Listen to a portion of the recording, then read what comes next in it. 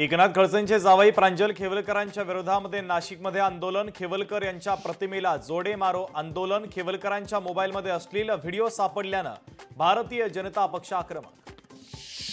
अमरावती जिल्ह्यातील वेरूळ रोघे गावात ढगफुटी सदृश्य पाऊस झाल्यानं गावातील जनजीवन विस्कळीत।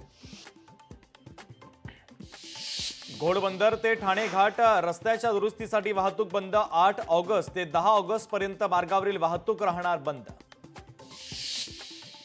गिनीज बुक वर्ल्ड रेकॉर्डच्या नावावर अमरावतीमधील संगीत कलाकारांची फसवणूक। गिनीज बुक ऑफ वर्ल्ड रेकॉर्डमध्ये नोंद करून देतो असं सांगत कलाकारांकडून उकळले 12 लाख रुपये।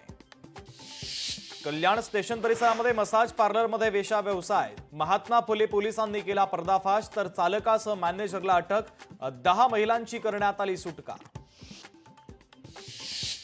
सांगली शहरामध्ये नशेच्या गोळ्यांची सर्रासपणे विक्री, तर गोळ्यांची विक्री करणाऱ्या तिघांना अटक। 900 नायट्राव्हॅट गोळ्या करण्यात आल्या जप्त। पोलिसांकडून या रॅकेटचा तपास सुरू।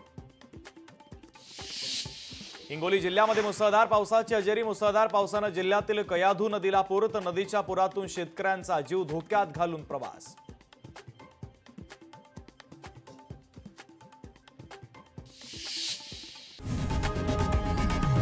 लोकशाही मराठी ऐका, पहा, जागरूक रहा।